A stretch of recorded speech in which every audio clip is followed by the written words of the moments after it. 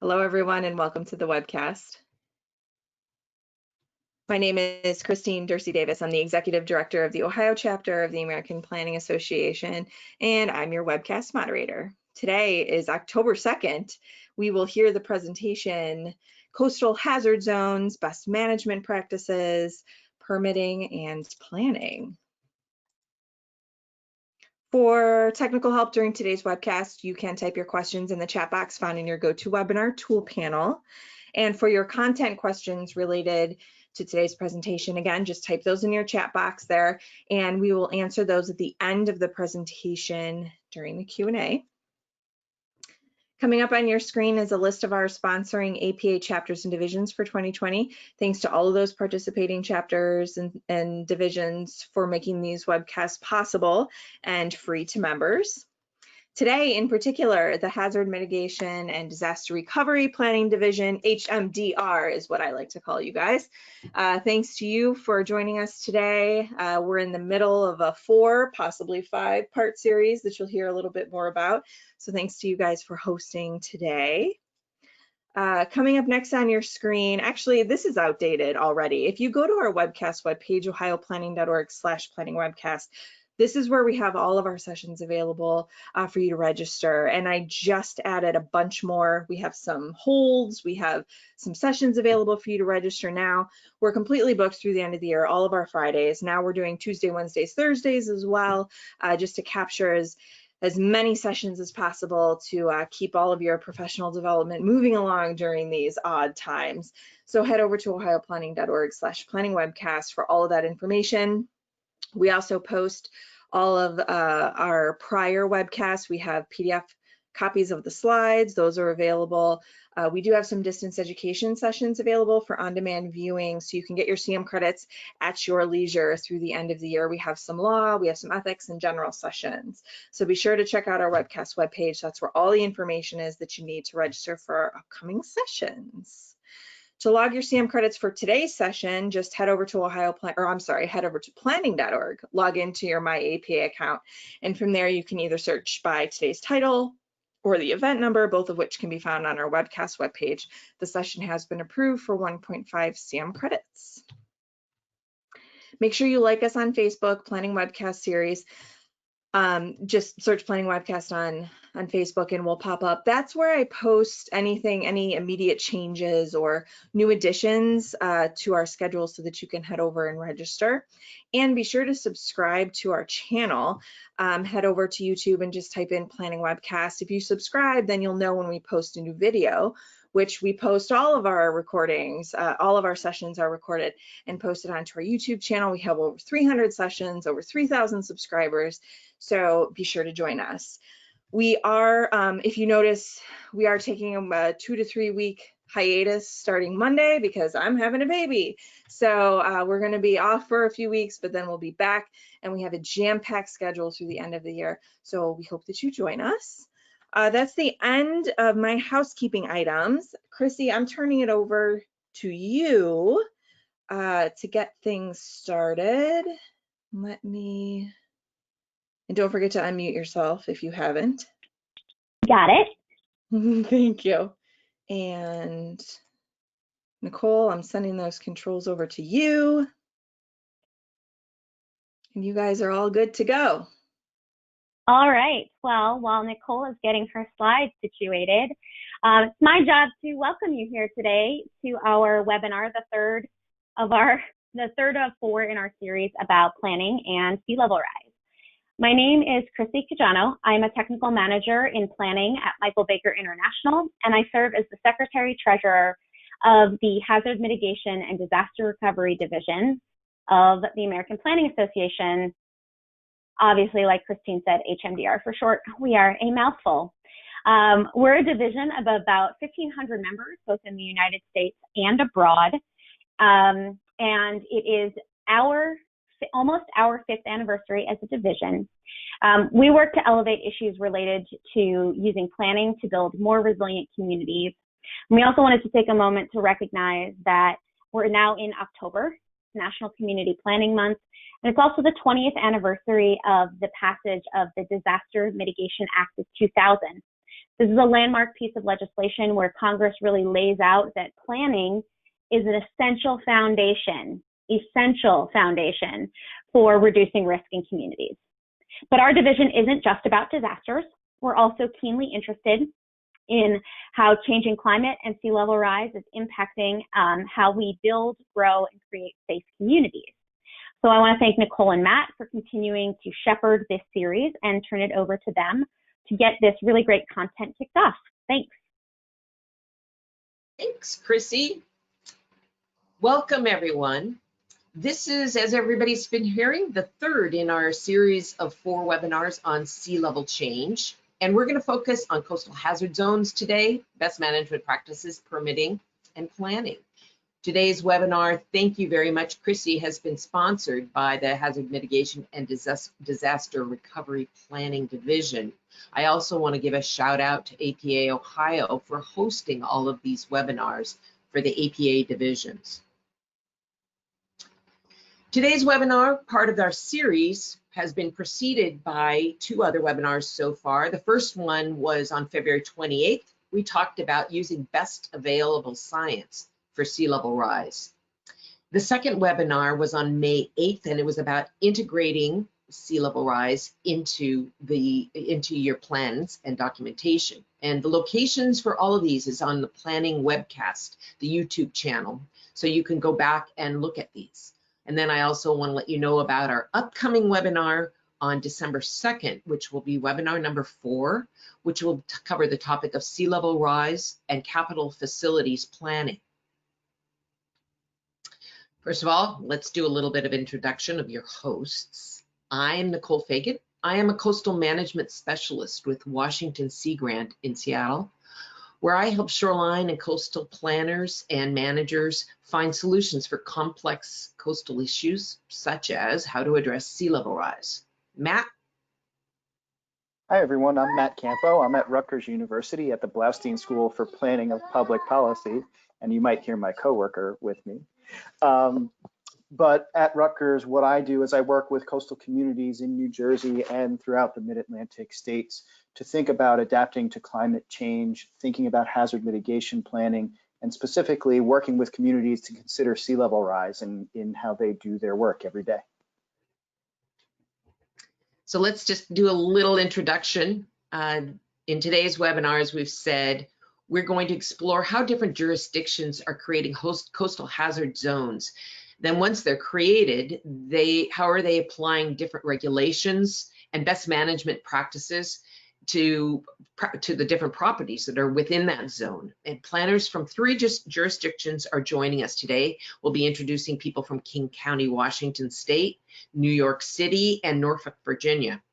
We'll first start with an overview of the topic with Matt, talking about the overall issue we'll be discussing. And then we're going to hear from each of our speakers, and they will be addressing what information they use to create their maps, what regulations have been applied in the relationship to existing planning documentation, and then what's not in the maps. And then finally, we'll have an open Q&A and where you can ask panelists further questions.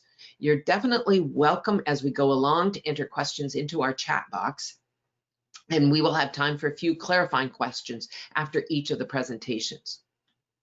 So let's just take a quick step back. What we covered in the first webinars, the first one we talked about what are the components of sea level change, melting ice sheets and thermal expansion. We talked about the difference between scenario and probabilistic models for sea level change and how that then gets integrated into plans. And we provided an example in Washington State using localized projections and how that has been used for planning purposes. And then we also gave some examples of tools that can be of help in your communities for future inundation and using sea level projections. And then the video is in the link on your screen. And then in the second, what we covered in our webinar is we talked about how different jurisdictions are using sea level change projections actually in the planning processes. And what we talked about is how some states have a very coordinated approach, for example, in California. Then we talked about how independent jurisdictional approaches apply in different places, for example, in South Carolina, and we talked about differing approaches to integrating those projections. So then you can find, again, this webinar is up on the link on your screen. Remember, if you have questions, please put them in the chat box as we go along, and we will do our best to address them. Go ahead, Matt. Great. So thanks, Nicole. If you just go to the next slide, we're going to cover real quick, think about what we're going to talk about today. And our focus for today is really on implementation, right? So we're talking about, our last session, we focused on getting science into the plan, right? Thinking about how sea level rise makes its way into your climate adaptation documents, your hazard mitigation plans, your comprehensive plans. Today, we're taking it from the plan and into your zoning ordinances, into an overlay zone, maybe a transfer or development right scheme, right? Thinking about land use tools, planning tools, and zoning tools that we use to integrate this work into our everyday practice and regulation. And so how do we get there? We're going to focus on what authorities you need, what strategies you might partner with those tools. So it's not just about the planning tools. It's about where you're going to get your funding, right? What might you need in the land bank, all these other different tools. And what strategies do you have to think about along the way, right? So our panelists today are going to focus on things that we need to think about as we move forward, because it's not just a split decision, right? Some of these plans, some of these tools have been months, more likely years in the works. So how is it that the process has worked for others? And hopefully that can inform everybody that's here with us today. So if we go to the next slide. So we have three folks here with us today. Laura Whitley Bender is the climate preparedness specialist for King County, Washington. And so in that role, Laura is responsible for leading, coordinating, and supporting King County's efforts to prepare for climate change. And that job includes working across county departments and agencies to increase resilience to climate change, as well as strengthening regional partnerships to address any shared challenges and opportunities around climate preparedness. Michael Morella is joining us from New York City, where he's the Director of Waterfront and Open Space Planning at the Department of City Planning. Michael is responsible for leading the advancement of waterfront policy and oversees the agency's resiliency planning portfolio. And Michael's also the Chief Administrator of the city's Waterfront Revitalization Program and chairs the city's Waterfront Management Advisory Board. And last, Matt Simons is a Principal Planner and the Floodplain Administrator for the City of Norfolk, an urban coastal city located along the mouth of Virginia's Chesapeake Bay with a population around 250,000 people. So Mr. Simons has recently worked to tie in many different aspects of the community rating system, National Flood Insurance Program into Norfolk's floodplain planning efforts as a means to increase the community's ownership of planning efforts for sea level rise. And so with that, I'm going to turn it over to Laura. Great, thank you very much. And Nicole's going to be running the slides for me. Thank you, Nicole. And I'll be keeping an eye on the time, Nicole, but please feel free to jump in if I'm getting a little long. So good morning or good afternoon, depending on where you're sitting. And it's really nice to have this opportunity to present to you on some of the recent work that we've been doing in King County to prepare for sea level rise. I had a very old, a former boss, he wasn't very old, but a former boss and a very wise mentor who told me 20 years ago that climate change is a land use planning issue, and that whether we're talking about how we're reducing greenhouse gas emissions or preparing for the impacts of climate change, it's going to come down to land use planning. So particularly happy to speak with this audience. I just, by way of reference, want to quickly note for those of you who may not be familiar with King County, we are in the Puget Sound Basin in Washington State. You can see there the red area up in the top right.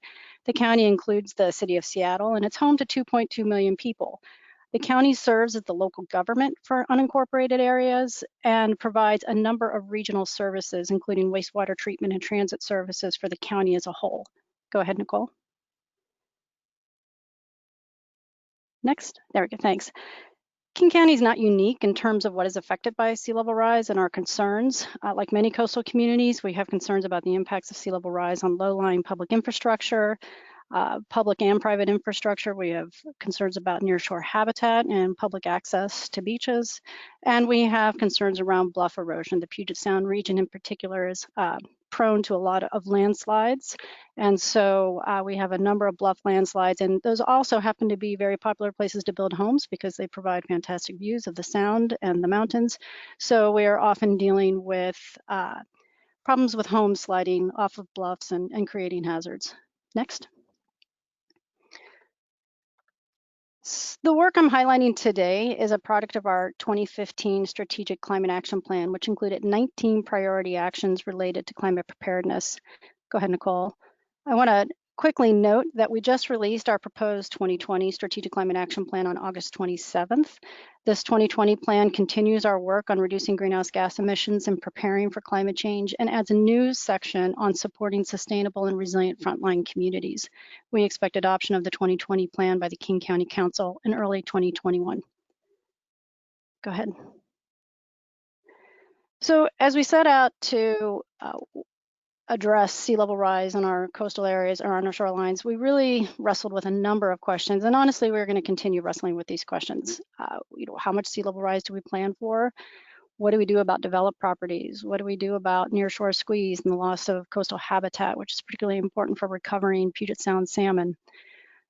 When do we move from incremental change to actually thinking about moving infrastructure, perhaps some more substantial changes? And then how do we address sea level rise concerns that affect us as a county, but we do not directly have jurisdiction over?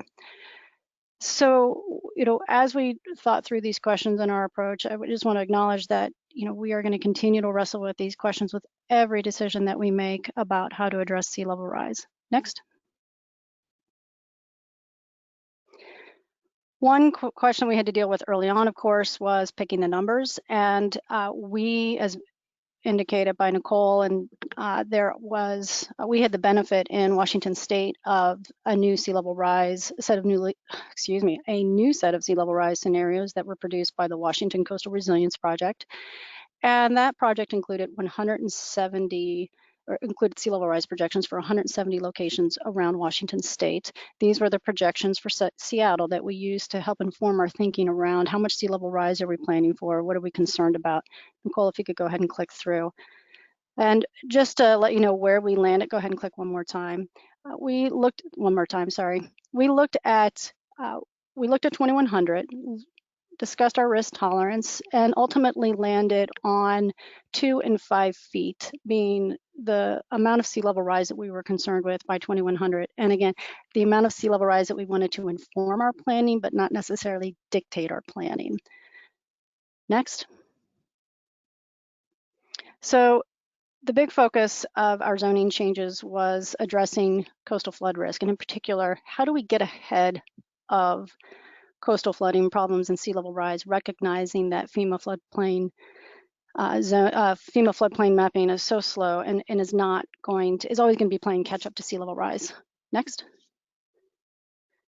So prior to the zoning changes that were adopted in July, our coastal floodplain regulations look something like the following basic schematic. If you were within the coastal high hazard area or the 100-year floodplain, you had to build your home 3 feet above the base flood elevation. So 3 feet is one of the strongest standards in Washington State. It's very common in Washington State to have maybe 1 foot above base flood elevation. A few places have done 2 feet, but in King County over a decade ago, we chose to increase that to above 3 feet of base flood elevation, recognizing that the FEMA flood maps were outdated and also recognizing that sea level rise was a concern. But there was this magic line, right? If you are outside the boundary of that coastal high hazard area, you could build at ground level. And we know that that's really not a magic barrier. There's really no difference between the houses sitting on one side of that line and the others. So we asked ourselves, what do we do about that? When we think about how do we get ahead of the problem of sea level rise, the question is, what do we do about homes being built on the other side of that floodplain line? Next. What we developed was a sea level rise risk area. So this was adopted in July. And now what happens is that if you're doing new construction or a major remodel in the sea level rise risk area, you are now required to build 3 feet above the 100-year flood elevation. And you have to comply with a number of other floodplain regulations related to construction of homes that essentially that would also apply in the current coastal high hazard area. You are not required to carry insurance. That's one important distinction. So we are simply asking people to build to that floodplain standard when they are in the sea level rise risk area. The other thing to note that the extent of the sea level rise risk area goes until the land elevation essentially is equal to the elevation of that base flood elevation. Next. So this is what it looks like when we mapped it. The yellow is the existing coastal high hazard area. The pink is now that additional sea level rise risk area. I want to note that this is draft.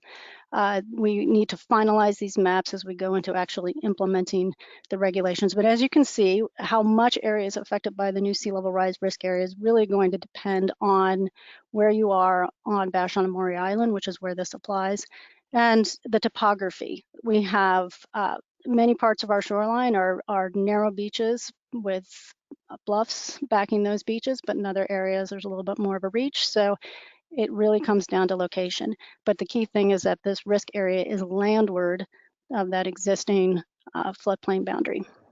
Next. So why 3 feet? Why did we choose that as kind of the quote unquote magic number for extending or defining the sea level rise risk area? One of the simplest answers is that this was essentially an extension of that existing 3-foot base flood elevation requirement. So we already had that number in our codes. It was already a number people were used to thinking about, and we're essentially now just saying you have to continue building to that 3-foot base flood elevation, even beyond the existing boundary. We also felt it was important to connect the sea level rise provisions to the FEMA designated flood zones.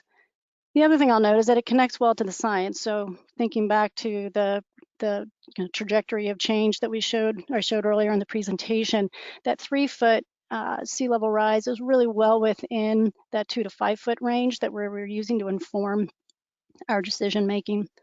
And then the last part is that we also felt it was really important to peg this sea level rise risk area to the FEMA designated flood zones that have been mapped and modeled, because mapping sea level rise using to the traditional kind of bathtub approach from the mean high water mark is not the same as mapping changes in coastal flooding, and that's really what we were trying to get to.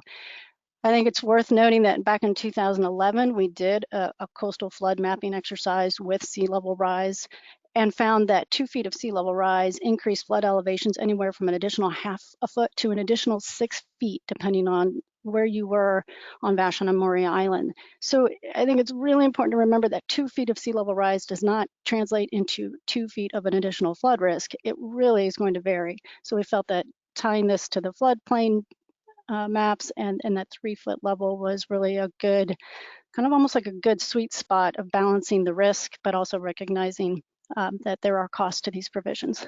Go ahead. So just to quickly note, there were some other adopted changes beyond the sea level rise risk area as the zoning. We also increased setbacks for steep slopes. I mentioned that we do have a lot of problems in the Puget Sound region with bluff erosion, and they tend to fail rapidly. We increased that setback unless you do a geotech study, and that geotech study now has to include or account for sea level rise. The other thing we did is we restricted the installation of new groundwater wells in the coastal high hazard area, that existing 100-year floodplain boundary, and the new wells in the sea level rise risk area need to have a surface seal that can demonstrably keep out saltwater intrusion in the next 50 years. I do want to note that there is an area where we failed. We did initially set out with some provisions to address bulkheads. And that is something that got very complicated very quickly, due in part to just some issues with our code, and trying to work the sea level rise provisions into the code became very complicated. And then we also realized that we needed to work more closely with residents around this question. When we had meetings with the public, this was the #1 issue they were concerned about. The question that came up again and again was like, I get that sea level rise is happening, but what are you going to do to help me protect my property? So we need to be able to work with residents to answer that question collectively. And we need to clean up our code. So we're gonna keep working on this one and maybe come back at this in a couple of years. Next. So I want to close with some challenges beyond science and money, because it seems like when it comes to dealing with sea level rise, those are the first things that get cited as barriers. One of the things that we tried to strike a balance with these regulations is the kind of the managing for the public interest, managing for the health, safety, welfare of our shorelines and our shoreline communities, but also struggling with the, at what point do you just let the buyer beware? Where that line is really going to depend on a number of factors within your community, but that's something that we found it was just kind of an interesting exercise to go through. Next. And doesn't always have a clear answer. The other part, of course, is managing the dynamic nature of sea level rise in high inertia systems. And by that, I mean the slow pace of FEMA mapping, which does not incorporate sea level rise at this point. It may be decades before you get the next round of maps. And then the policy changes that tend to be incremental when the pace of sea level rise is picking up. How do we do that? We hope that the sea level rise risk area is going to help us get ahead of this problem. But that said, we are still dealing with incremental change because these policies only apply to new construction and major remodels. Next. Related to that, the legacy of past decisions. I mean, so great. So now we've got the major remodels and the new development covered, but what about the fact that most of our shoreline is already built out? How do we deal with those risks? How do we deal with those impacts? That's a question we don't have the answer to right now. And then the disconnected time horizon challenge. Always you have the issue with elected officials where, when we go to them with information about sea level rise projections for the next 50 years out to 2100, that's obviously well beyond the time horizon of elected officials. But this next bullet, I think was particularly important. When we had public meetings around the sea level rise risk area, we had a lot of people who said, as I mentioned earlier, I get that sea level rise is a problem, but why do I, as the current homeowner, need to be dealing with these regulations? Why not wait for sea level rise to become a problem? Why not essentially wait for the water to get to my property before I have to do this? And that's a tough one, right? And the property owners are looking at their ownership of that asset for maybe a 10, maybe 20-year time horizon, whereas we, as the local county government and the local, essentially the local government to these unincorporated areas, we're looking at this as stewards of these properties, of this area, this shoreline, forever, right? Past 2100, and recognizing that we are the ones who have to deal with the implications of what happens with sea level rise. All right, go ahead. I think that's it. Great. Okay, thank you. I'll note that last bullet is just recognizing, particularly with coastal infrastructure, we assume that infrastructure is in there for 40 years, but obviously, oftentimes it's more than 100 years. So we do need to probably get real about how long our assets are in place and how we need to account for sea level rise in that sense. So thank you for the opportunity and look forward to discussion. That's it. Thanks, Laura. It's Matt, real quick. There's just a question for clarification. Can you go back to speak a little bit in more detail about the sea level rise risk area? Just walk through that discussion again. Sure. Nicole, can you go back to that slide? So the sea level rise risk area, back one more. The sea level rise risk area is essentially extends landward of the current 100-year floodplain boundary back to the point where the land elevation intersects with what is the 3-foot base flood elevation. So meaning that base flood elevation is going to vary depending where you are on the island. So there are, let's say for sake of discussion, the base flood elevation in a particular part of Vashon-Maury Island is 16 feet. So now what that means is that the sea level rise area extends landward of the current boundary of the 100-year floodplain until the land elevation is equal to 16 feet. So if you are within that sea level rise risk area, you have to build up until your house is that bottom floor elevation is 16 feet. So hopefully that if that makes sense. So we're essentially just requiring that you have to elevate the homes when you're in that sea level rise risk area. Okay, that's great. We can move on to Michael now. Perfect.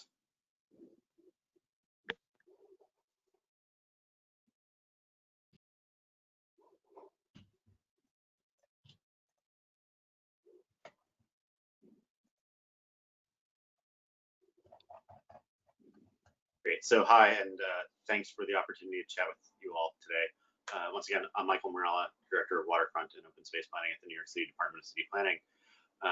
And I'll talk a bit about some of the work that we did specifically around establishing special coastal risk districts. But to begin, I want to give a bit of context because New York City is obviously quite large. We are a city of roughly 8.4 million residents. There are over 1 million buildings in New York City, and our flood zone is obviously a portion of that. Next slide, please, Nicole.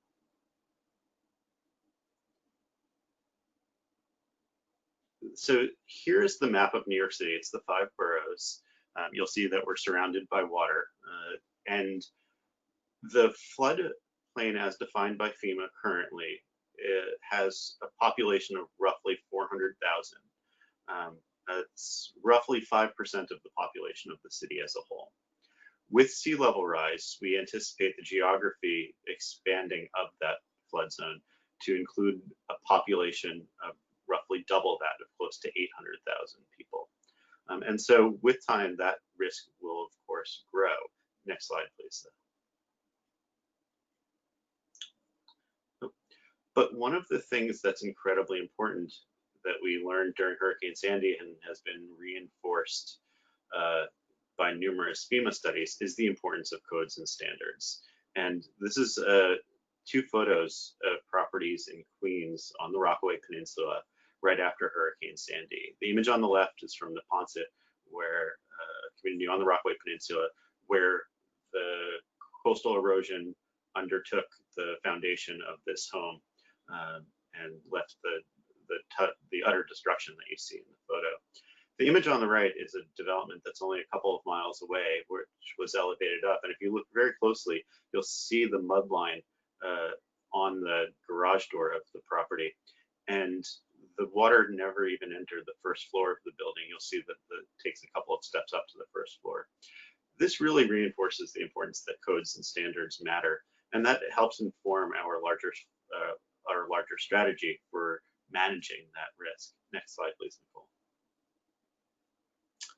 But that's a very different type of risk. So that type of risk associated with that infrequent storm event like a Hurricane Sandy or 1% chance annual, 1% annual chance flood is a very different type of risk from the communities and the areas of the city that are likely going to be facing what will be more frequent, even daily tidal inundation going forward. And so this is a map of where in the city you will likely see more frequent, even daily flooding based on the climate projections. And so it's looking at 10, 30, and 58 inches, which I'll explain why we use those numbers in a bit. But you'll see that the areas are quite limited in geographic scope. On the bottom left of the image is Staten Island. The areas that are flooding there are largely wetlands. In the center of the image, or center bottom to the bottom right, that's Jamaica Bay, where we do see significant portion of the area facing more frequent flooding. A good portion of that is part of the Gateway National Wildlife Refuge, but part of it is also inhabited, and I'll talk a little bit more about that. And then there are other select areas of the city where there will be overtopping of bulkheads or other shorelines for which a more surgical or tactical approach might be warranted to reduce the frequent flood risk. Next slide, please. So much like what Laura presented, we have a series of scenarios looking at decadal slices for various climate change projections. And these are prepared by the New York City Panel on Climate Change, which is a group of climate scientists that are organized by the mayor, but work independent of the city to prepare climate change projections for the use of city agencies. And these were updated in 2015, reviewed in 2019, so only last year, but found no substantive changes were necessary. And so what this shows is that in the 2050s, let's say, in the 90th percentile, you're seeing 30 inches, but going out to 2080s, it's the 58 inches, and 2100s, it's as high as 75 inches, looking at just the 90th percentile. But it's also important to see the very wide and drastic range that we're talking about, that the 10th percentile low end projections are as little as 15 inches, and at the high end, they're 75 inches in the 2100. And so understanding the range of uncertainty is important for us to be able to, much like Lara said, the difference between informing and dictating how we approach this. Next slide, please. And so with all of this in mind, and given the existing density and the existing land use patterns in New York City, we really see both the flood risk and the land use as being a spectrum. And that in New York City, the vast majority of the city's floodplain, those 400,000 existing residences, we believe that we need to adjust zoning to allow buildings to meet resiliency standards, but at the densities that are currently planned. On the far right-hand side of the spectrum, though, and this may seem contradictory, is that in other areas of the city, we want to seek and encourage, go back to one slide, please. Thank you, Nicole. We want to seek to encourage new development as a means of increasing the resilient building stock, recognizing that many buildings in our floodplain predate contemporary standards, but if they were to be rebuilt, they would be rebuilt to much higher standards, much like the regulations that Lara was talking about. And then finally, on the far left-hand side of the spectrum is where flood risk is exceptional, including those areas where sea level rise could lead to daily tidal flooding. We want to seek to limit density, and that's what I'll talk most about today. Next slide, please. So we established a special coastal risk district, which is a special district within our zoning resolution, to deal with extraordinary circumstances or extraordinary conditions. There are those areas that face frequent or routine flooding that can't feasibly be addressed by infrastructure and where conditions are likely to grow worse over time. And those include Hamilton Beach and Broad Channel in Queens, and then other areas where plans or programs call for different land use patterns. And that includes the New York State enhanced buyout programs in Staten Island, where after Hurricane Sandy, the state worked to buy out portions of neighborhoods. I won't be focusing on the buyout program today because I want to focus mostly on one community in Broad Channel and the regulations that we used. Next slide, please. So as I mentioned, Broad Channel and Hamilton Beach were two of the special coastal risk districts, and looking into the 2050s, even with the high-end projections, we're going to be seeing more frequent flooding in these communities. Next slide, please. This is an aerial of the shoreline and the community of Broad Channel. It's an island in the center of Jamaica Bay, and it is an unusual community in some ways for New York City insofar as almost every property in the community is waterfront, in part because of the finger roads, as they're referred to, on the western side of the island that have water in the backyard of every home, as designed. Next slide, please. And so the entirety of the neighborhood is within, or the island really, is within the 1% annual chance floodplain, including some areas within the high velocity wave zones. The area already experiences periodic tidal flooding. The image on the right is from a supermoon high tide, which leads to the flooding of the streets. There's very limited vehicular access to and from the neighborhood. There's one road north, one road south that leave the island via bridges to go north to the mainland portion of Queens. and to the south to the Rockaway Peninsula. We did, as I mentioned, update our zoning in 2017 to address the risks here, but the community is also being invested in by roughly $48 million in street and bulkhead raising, recognizing even to get us to the 2050s, we need to make some investments now. Next slide, please. Just a bit of the history, because it is important, because this is such an unusual section of the city. Even into the late 1800s, the community was first being developed largely as a summer getaway, homes on stilts, small bungalows. There was more formal development into the early 1900s. Cross Bay Boulevard, which is the north-south road, was constructed in the 1930s. And more of the homes were converted to full-time residents. But it wasn't until 1988 that the sanitary sewers were constructed.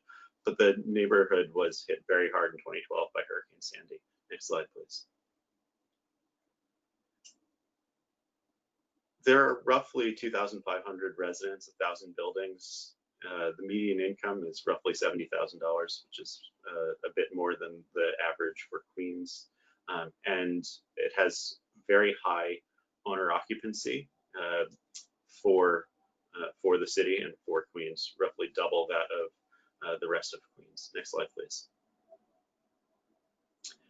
Talk a little bit about the existing zoning. So, or what was, I should say, the previous zoning, not existing. But the previous zoning was R32, which is for New York City, lower density. It allows multiple types of residential buildings, 0.6 floor area ratio, and relatively small lots. It also had a C12 commercial overlay, which allowed a slightly higher commercial density. And it's largely convenience type retail. Next slide, please. But given the risks that the community faces with sea level rise, and even going into the 2050s, we'll likely see a range of somewhere between 25 and 75% of the homes facing what will be daily or even twice daily flooding. And to be clear, this is not flooding of the buildings themselves. This is flooding of the access of the buildings. Many of these homes are already built up a couple of feet above street level. And so it's not the assets of the home itself that would be damaged, but the access to the homes would be significantly compromised. Next slide. And so we proposed the zoning strategy to include the Special Coastal Risk District that provides a zoning tool to signify the flood risk in these special areas of the city that are projected for future tidal flooding.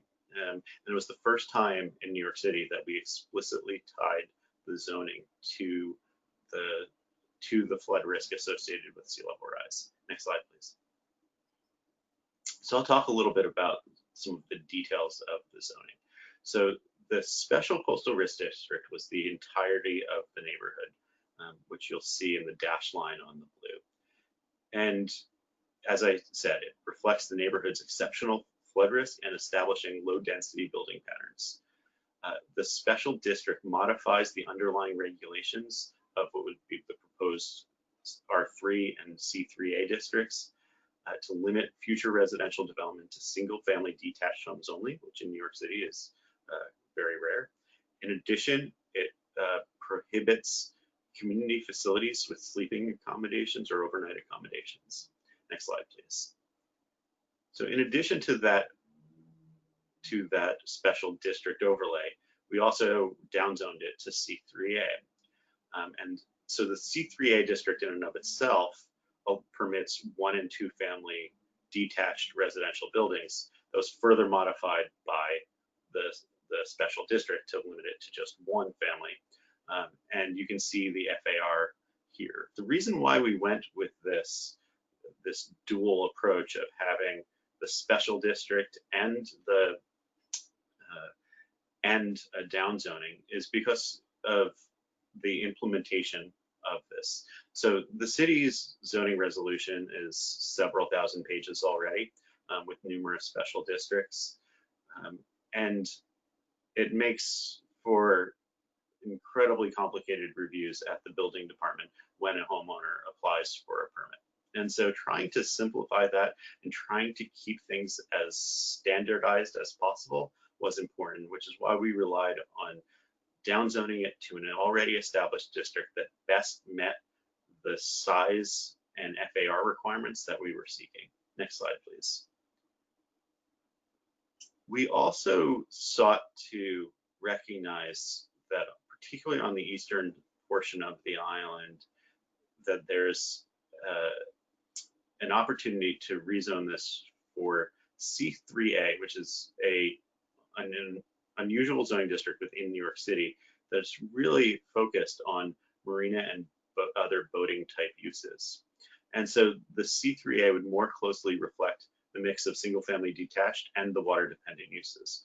Also recognizing that as sea level rises, boat storage or other similar uses could be an important opportunity for continued use of these properties that wouldn't put new residences at risk. Next slide, please. And then because in New York City, when we're talking about these areas, it's really not just residential. This is a neighborhood that has retail and is served by retail. It also has a library, churches, etc. And so the commercial strategy had to be part of this as well. And so we remapped, we rezoned from a C12 to a C13, which really only changed the off-street parking requirements. And one of the reasons why we did this was to lower the off-street parking requirements so that if in the future, if these buildings were to be damaged, that they could be rebuilt without having a significant challenge of meeting new parking requirements, because most of the buildings do not comply with parking standards now. And we want to make certain that over the course of the next several decades, as this community continues, retail has to be at least some component of the community. And so that was an important part of the strategy as well. Next slide, please. Now, the question is, what's next? Since that was established in 2017, and the rezoning has largely done what we had hoped. It has limited the development and what limited development there has been in the community since, to single family detached homes by and large. But the question is, what's next for the community as a whole? And I recognize in calendar year 2020, that's a big question. To be able to answer what's next, it seems every day we have a new seeming crisis on our hands. But what's next for these communities is actually still an open question, and one that we're continuing to discuss with the communities. As I mentioned, there's the infrastructure investments that the city is making to prolong the life of the neighborhood. But even that is acknowledged to be an interim step. With time, the community is going to be facing more frequent tidal flooding. And because of the shoreline conditions that I showed on one of those earliest slides, there's virtually no means or no feasible way of raising the entirety of the neighborhood or raising the entirety of the shoreline. And so the question of what's next is going to be one that presents a challenge to us, but one that we also don't want to necessarily answer now. We want to work with the community to figure that out together. And so I think that I have to imagine that during the Q&A and the panelist conversation, we'll get into some good dialogue about this question. So thank you.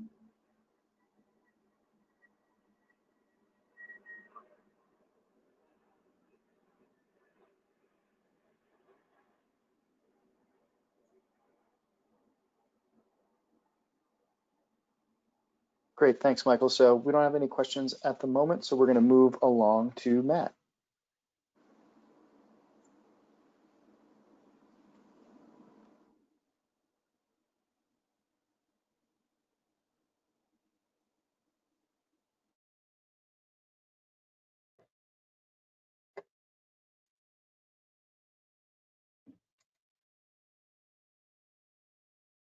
All right. I'm going to go ahead and try and share my screen. We already have it. Okay. Perfect. And so how about, is that better? Yep, perfect. Okay, all right. So thanks so much for having me. My name is Matt Simons, and I'm a principal planner and floodplain administrator for the city of Norfolk in Virginia. And just a little background on Norfolk.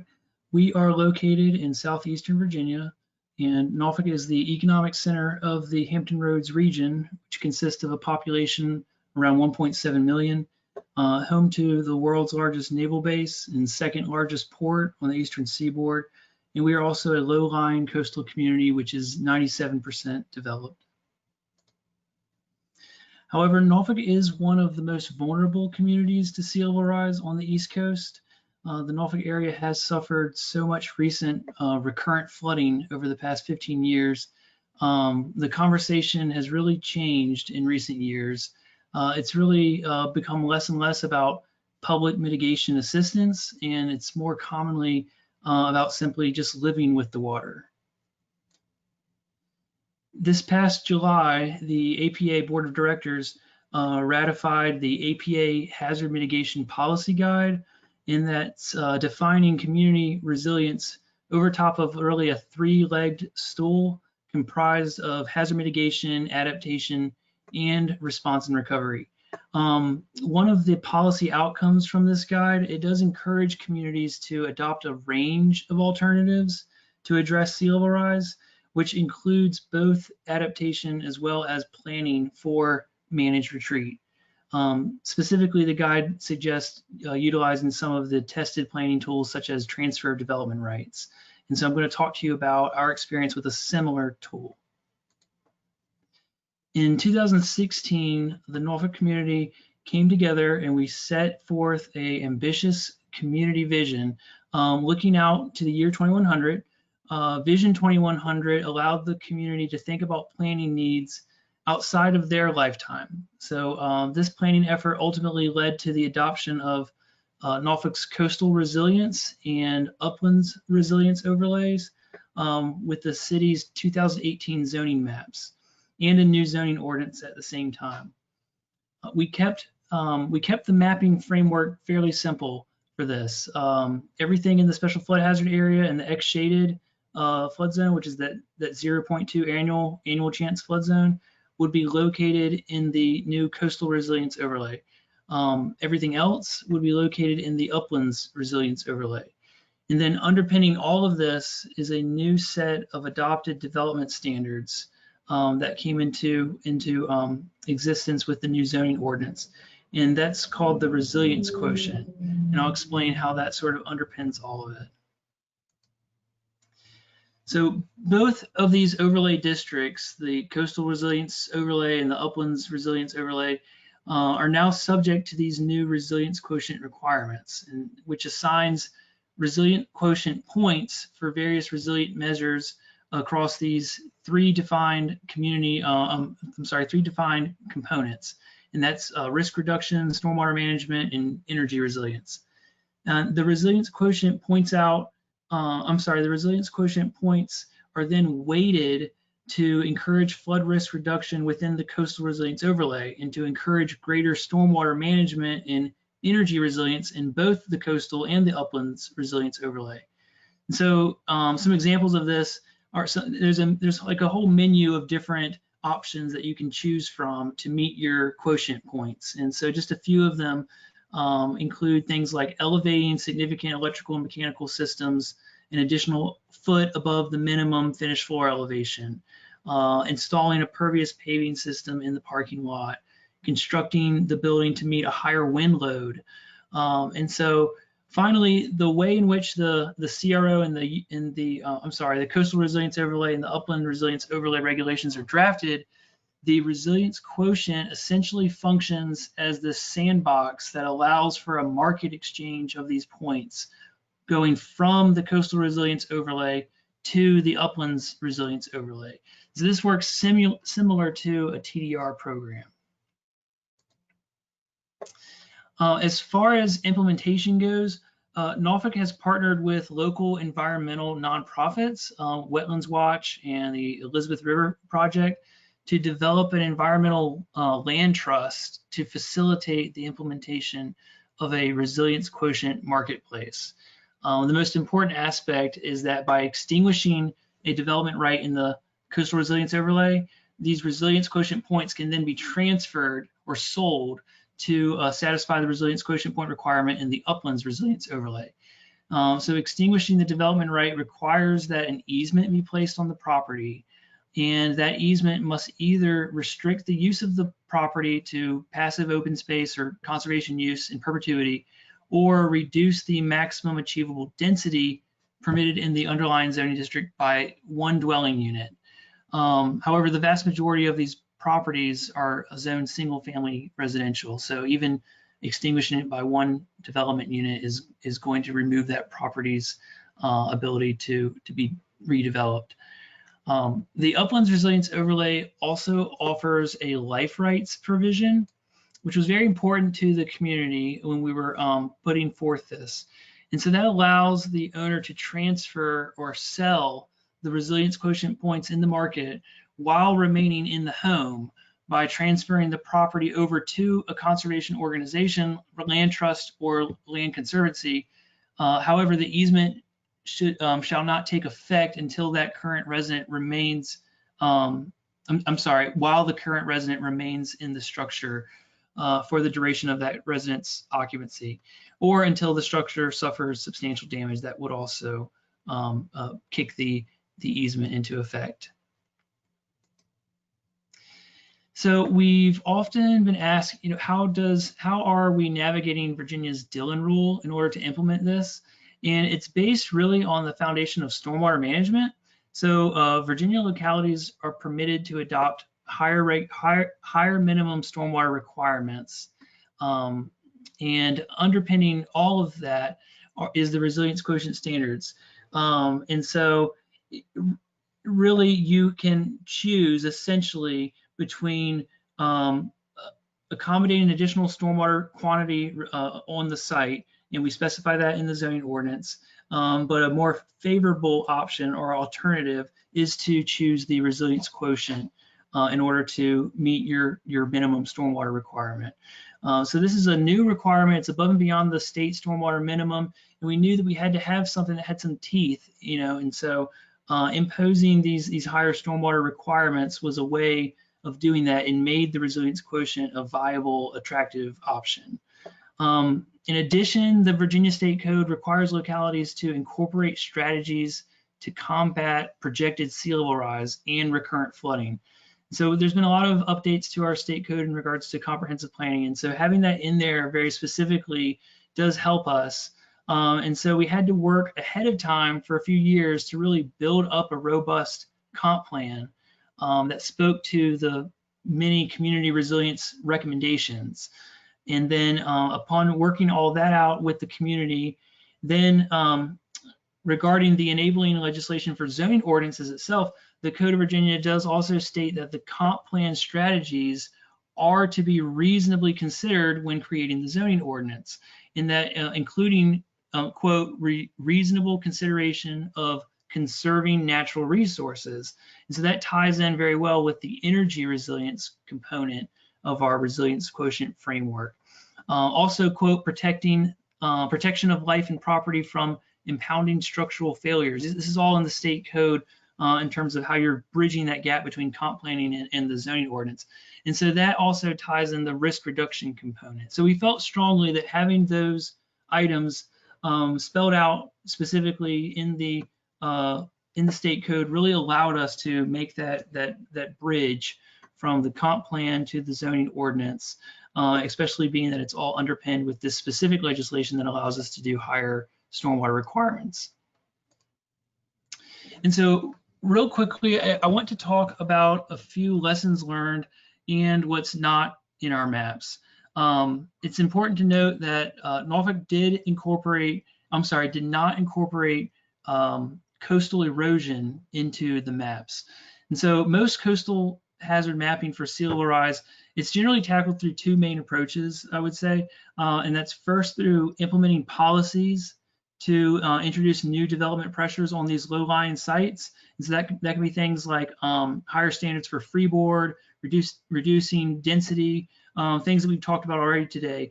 And then the other approach to this coastal hazard mapping that we've seen is mapping areas that are currently at low risk, but will someday be at higher risk, and then introducing risk reduction standards in these mapped areas. So that gets into your areas like the X-shaded area, or mapping our sea level rise inundation areas beyond the 100-year flood fringe. And so those are generally the two approaches that we see. And so, oh, by the way, just before I leave this slide, so this house that we see, since taking this photo a few years ago, nearly half of that ground floor of this home has been demolished because of all this erosion. But the residents have full intention of remaining in place as long as possible. And so that's sort of what we're dealing with is residents, no matter what the hazard looks like and what's going on, people become really, really attached to their homes and their properties. We did make them dispose of the sunken boat, though. And so explaining those two approaches with the policies, higher development standards, whatever's in your regulatory framework, and then also mapping for that future, the extension of your flood and inundation areas. So those are very important. We do want to include those as much as possible. We encourage all communities to include those. But one of the things that we learned is that it's also paramount to include an analysis of how that risk is changing for the properties currently at great risk, not just along the fringe of an inundation area, but where we're seeing those immediate impacts. And so we're just starting to look at that now and introducing possibly a third area to these overlays, which would be a coastal erosion overlay. And that's because we've learned that any potential success for the rest of our adaptation tools, including the efforts that we make on the fringe, will be predicated by how successful our strategies are to the properties first impacted by sea level rise. So planners, including myself, we sometimes can deduce it down to sort of overly simplistic terms, like saying like, well, very soon the property will be underwater, and just like leaving it at that and not really dealing with these properties that are the soonest to be impacted. But shifting from being above water to one day being underwater, it isn't an overnight switch, like it rolls off the tongue. And so it occurs really over the course of years. And it's our responsibility as planners to prepare our community, not just for the day that they one day retreat, but also for all the days prior to their retreat. And so, so now we plan to conduct a coastal erosion analysis that will at least project out erosion rates to 100 years out. And that's to help us understand the rate in which vulnerability is shifting in these sort of first impact areas. And so this is also a approach recommended by the community rating system for mapping coastal erosion hazard areas. And that's in section 410 if you follow the community rating system. And so here's another example of what I'm trying to illustrate. And so this is an example of sort of these first impacts areas that we're talking about. And so I took this photo on a sunny day. There was no storm whatsoever associated with it during a high tide, of course. And so this young man in the background, he is absolutely living with the water. And if you notice in the foreground, there's a basket that's hanging on the wooden post in the foreground here. And so I ended up talking to the young man and trying to figure out what's going on. And he said, well, here's the basket for Amazon deliveries. And so what they do is they hang a basket on a post out front, so that way when Amazon delivers their packages and then the tide does come in, they can make sure that it stays dry. And so we're seeing that people just have such creative and inventive ways of staying attached to their homes. It's not really good enough to just say, oh, well, we're not going to worry about these properties right here because they're going to be gone very soon.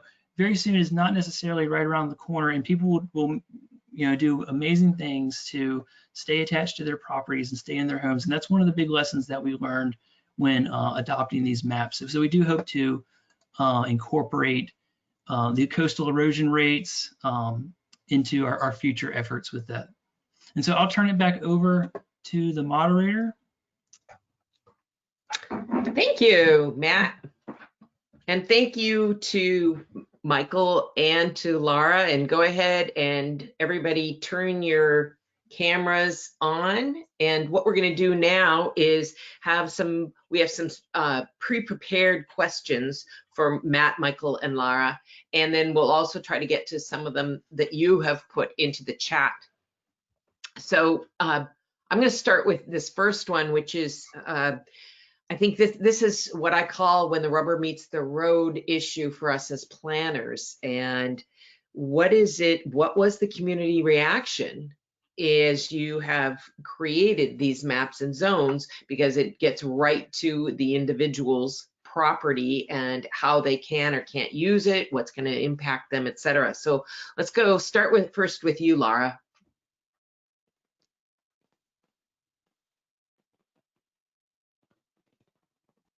I had double muted myself for safety.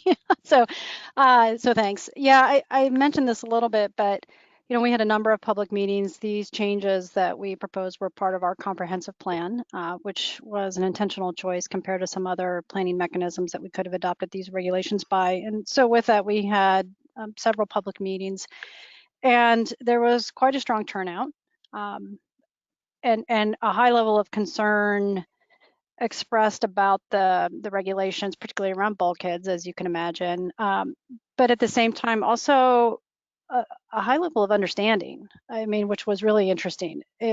People are, I think, less and less questioning sea level rise and the fact that it will affect our shorelines. And it's more now trying to gauge this timing. Like, it's the why now question. So when we went forward to council with the final provisions, we were anticipating that some of those folks might show up, and it became a non-issue. Council was actually very supportive of it.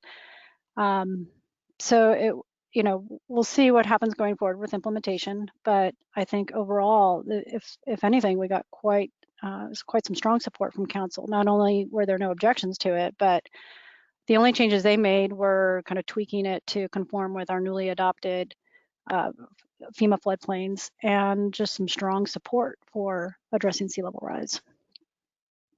Michael, how about you? I didn't mention that the work for establishing the special coastal risk districts were preceded by a 2-year public planning process in the community.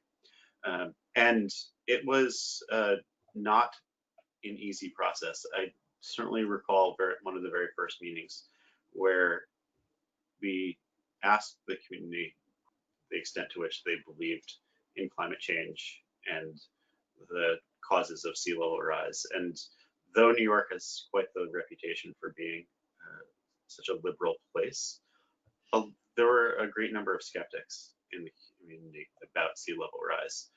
But through the course of the discussions over those couple of years, and recognizing the risks that they face already and the flooding that they face already with full moon flooding, there's a willingness to recognize what is even the current state.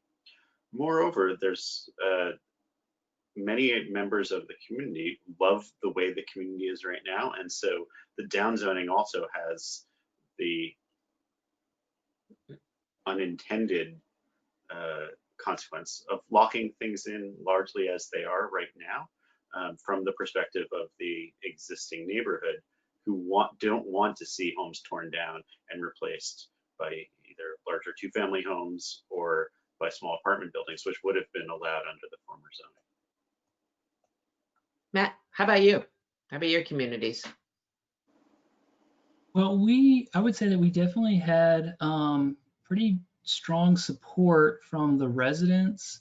Again, we weren't proposing things that were going to dramatically change their life unless they were really trying to jump into the program, and it's kind of a dense program. So, I would say that we definitely received pushback though from the the development community, especially regarding the new resilience quotient requirements, because there was going to be a lot of new development costs associated with them. And they weren't necessarily on board with saying, but this is a great thing because I can just buy credits from the coastal resilience overlay. You know, they understand that if that's going to be a benefit to them, it's going to be much further down the road after our marketplace is set up and things are tested and everything. So we did have a lot of pushback from the development community. We also had some very, very strong support from several environmental stakeholder advocacy groups, nonprofits, partnerships that we've had for years. And so even when we were at the city council meeting and we had, you know, all the builders and the building association opposing so much of this, you know, to have just like a line of environmental advocacy groups, you know, come out and show their support, it really wasn't too much of a debate. And so we had some good support.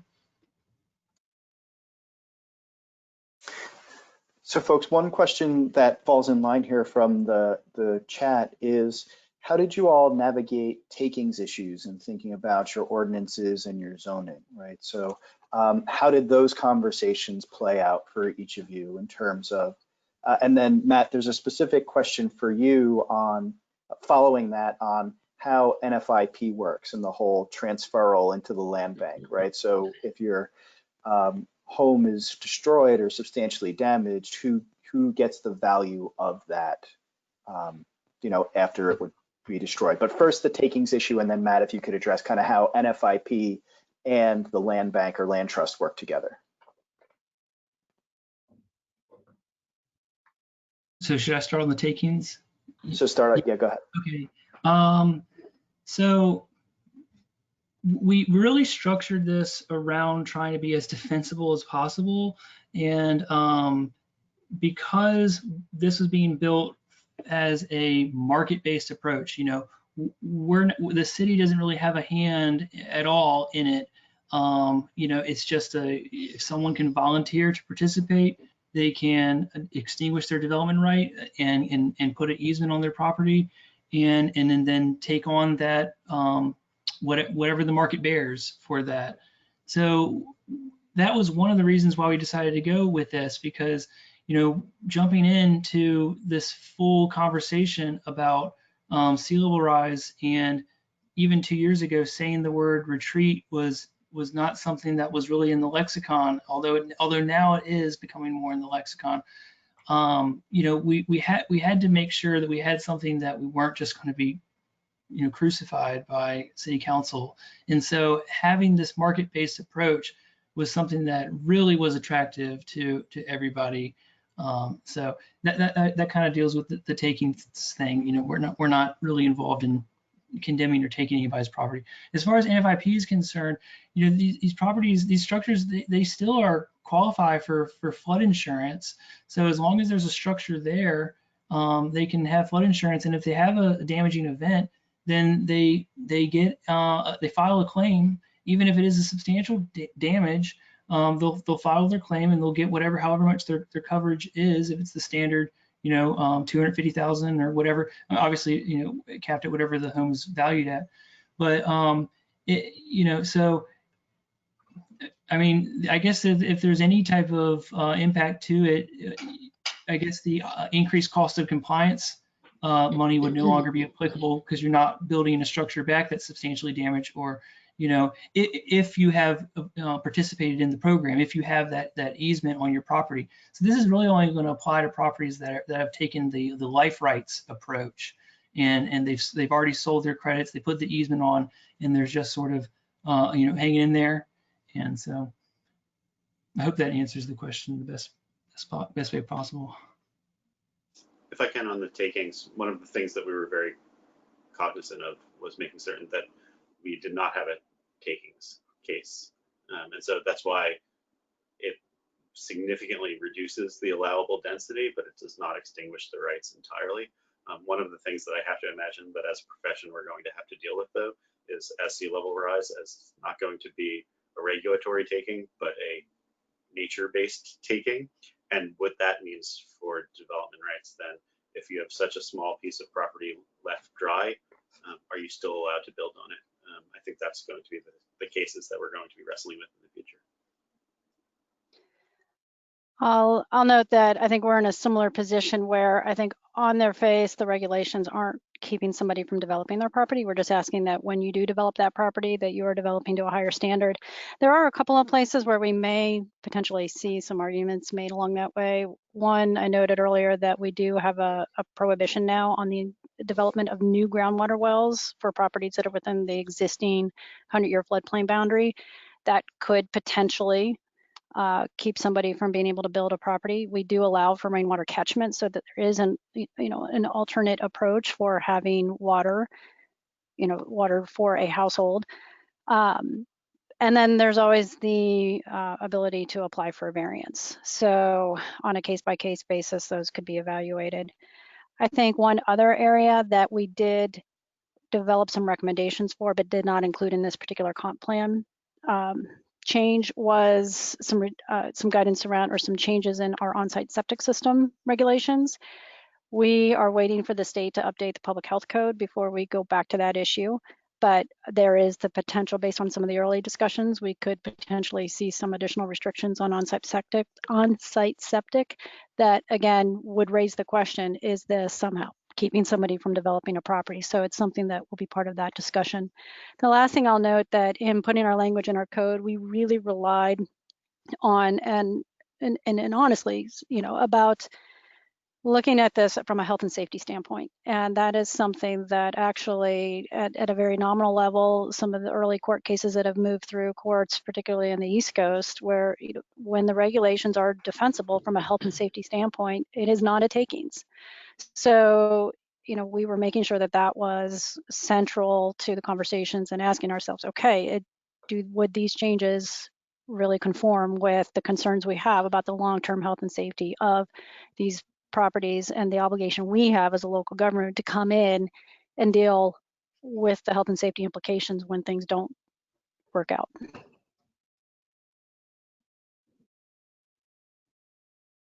Thanks. Also, I think there's one question that we'll ask and then we'll wrap, which is there's a question here that talks about the tension between allowing adaptation of ecosystems and ecological systems versus staying in place, right? So I imagine, Jamaica Bay, most of which is within, right, Gateway National Park, and other places, you have these, competing thoughts about preservation and use and adaptation. So for which of you, again, to all the panelists, and maybe Michael, if you want to start, can you talk a little bit about how you balance that conversation between allowing for ecosystem adaptation versus keeping communities in place, and how that balances in your conversations?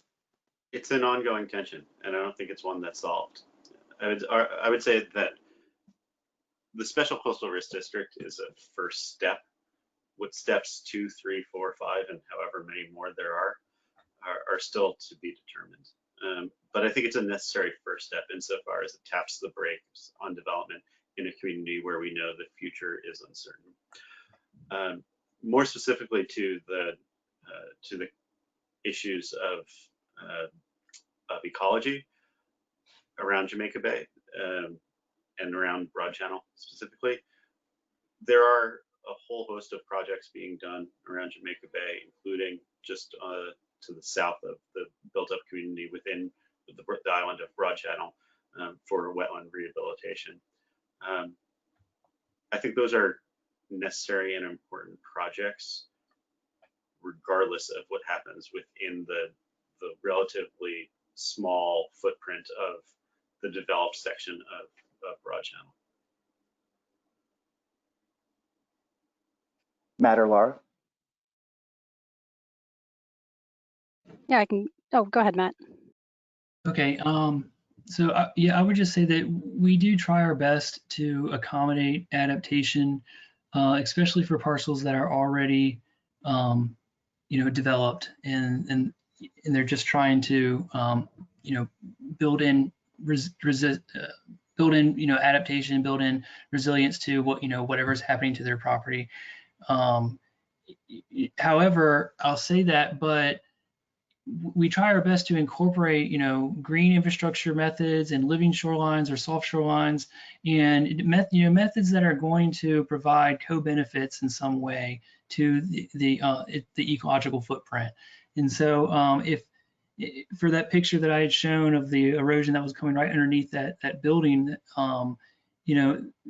they said, well, can we do a bulkhead? And we said, well, we really don't want you to do a bulkhead, and we worked through other methods to kind of help them to stabilize a little bit. I mean, obviously that's an extreme example of what you saw there, but we worked through other methods to help them stabilize it for the time being.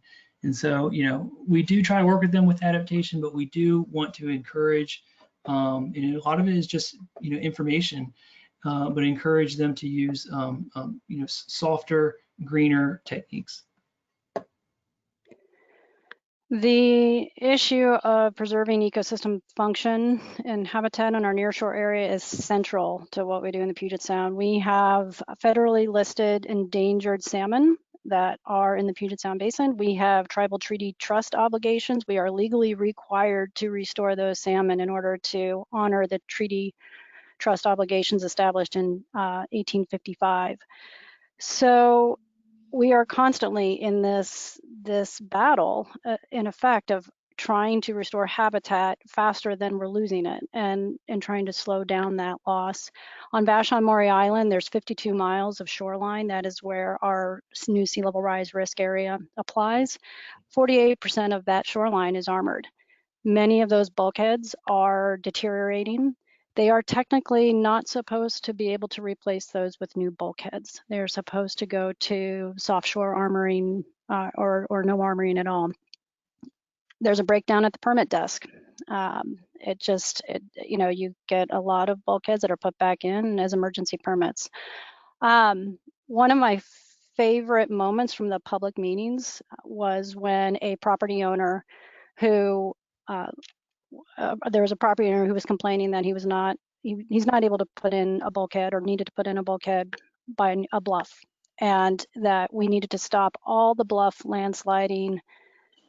It was really important to prevent those bluffs from eroding. And somebody else stood up and said, "Sir, I appreciate the need for you to stop your bluff from landsliding, but you need to know that my property is eroding because your bluff is not sliding." So people get it. I mean, there's this recognition that these bulkheads are detrimental, and that we need a certain amount of erosion to maintain the nearshore habitat that's so critical to restoring salmon. The question is, who are the winners, who are the losers, and how do we get folks to kind of meet in the middle there? I want to take this opportunity. Thank you all. This has been a really great conversation. And so thank you, Matt, Michael, and Lara, for joining us and sharing the real differences of what's going on in each of your jurisdictions. I want to remind everybody, as we are wrapping up here, that there will be one more in this series on December 2nd. We're going to talk about sea level rise and capital facilities planning. I want to make sure that you all have the contact information for everybody who's in our, has been part of this conversation today. We recognize, thank you all for giving chats and putting questions in the chats. And if we didn't get to them, one thing we will do is make sure that your chats directed to specific speakers get directed to them so that they can answer them for you directly. So once again, I want to thank everybody. I want to thank APA Ohio. I want to thank the Hazard Mitigation Division. I want to thank Matt for co-hosting with me, and I want to wish you all great well and carry on, and we'll see you hopefully in December. Thanks a lot.